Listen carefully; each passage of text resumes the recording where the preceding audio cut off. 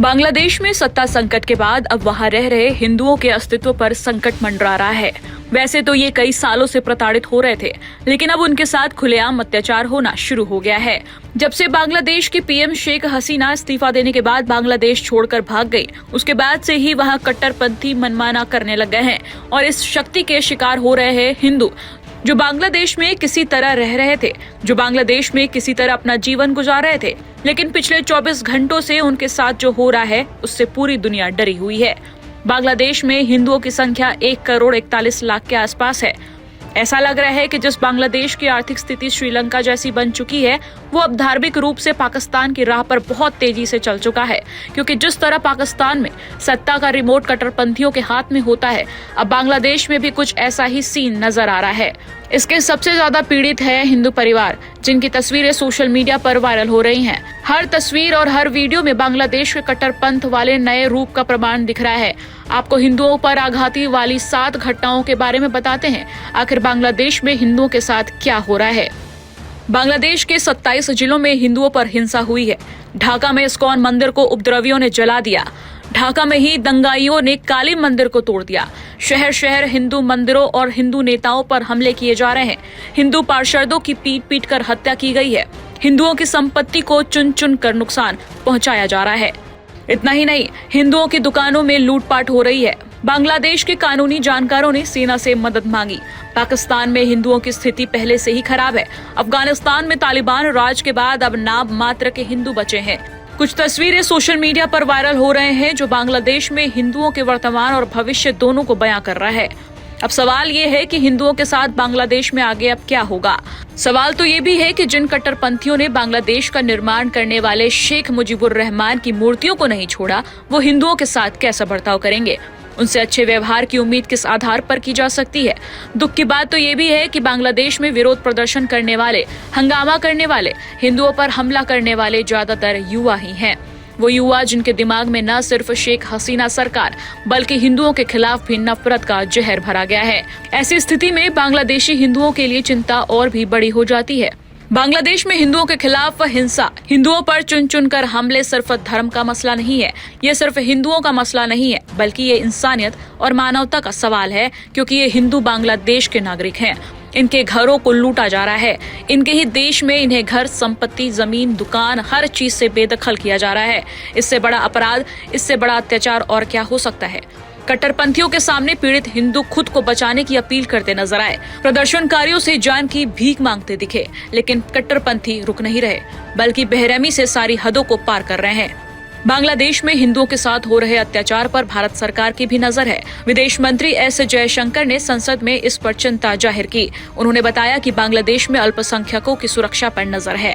Media report के मुताबिक संगठन और संस्थान उनकी सुरक्षा सुनिश्चित करने में लगे हैं, जिसका हम स्वागत करते हैं। हालांकि कानून व्यवस्था बहाल होने तक हम इसको लेकर चिंतित रहेंगे। सीमा सुरक्षा बलों को भी स्थिति को देखते हुए अलर्ट किया गया है। इस बीच बांग्लादेश से जान बचाकर भारत आए बांग्लादेशी हिंदुओं ने क्या कहा, सुनिए। देखा lots of massacres happen over there.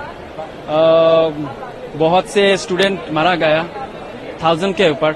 वो अनऑफिशियली काउंटिंग है, और ऑफिशियली वो बता रहे हैं कि 200 plus, but unofficially that was 1000 plus. वो तो कोई स्पीच नहीं दिया, जाने के वक्त वो कोई स्पीच नहीं दिया। हम लोगों को नहीं मालूम है वो क्या सोच रहा है। वो कोई स्पीच नहीं दिया। खबरें ये भी आ रही है कि हिंदुओं को खासतौर पर टारगेट किया जा रहा है। टारगेट किया जा रहा है, वो एक तरह प्रोपागंडा है।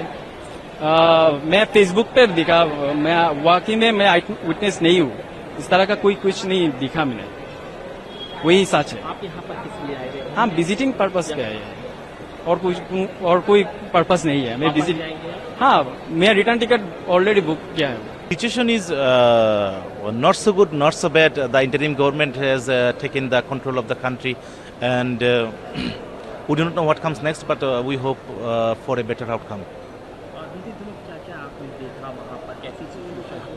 On 18th July, I saw it was like a war zone in Bangladesh near my office in Uttara.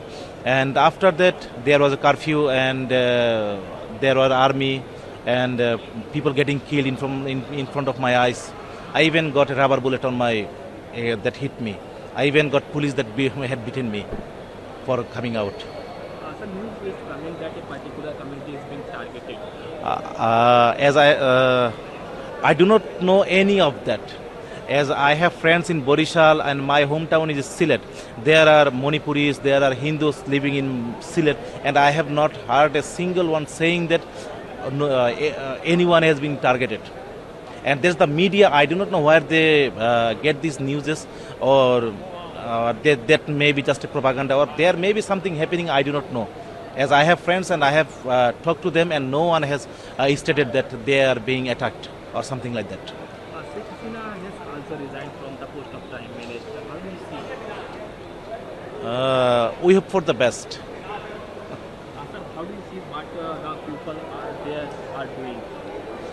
People are doing their best after a long time. I think the people have the right to vote, and they are cheering up, and we hope that we will build this country better. Sir कहाँ से आए हैं आप? हम ढाका से आए sir permanent वहीं के रहने वाले हैं? हाँ permanent I am from American citizens okay but I am my house is at Dhaka I living with my family I came from USA. Time to time I visit to your country for the treatment and some other work. कैसी So- condition अभी ढाका में बांग्लादेश बहुत में बनी बहुत हुई? अच्छा है, बहुत अच्छा है. अभी जो कंडीशन है बहुत अच्छा है. कितने दिनों से ये सुधार दिख रहे हैं? हम तो ये 7-8 दिन से देख रहा है हमारा जो एरिया है काम unquiet. There is no problem, no disturbance, anything. कौन से एरिया से हैं? ये इंदिरा रोड. ऐसा भी हुआ कि टारगेट किलिंग हुई बांग्लादेश में, लोगों को मारा गया. सुना है but I never to see in own my eyes. अब हालात सुधर रहे हैं? सदर है वो बहुत अच्छा है, अभी अच्छा हो रहा है.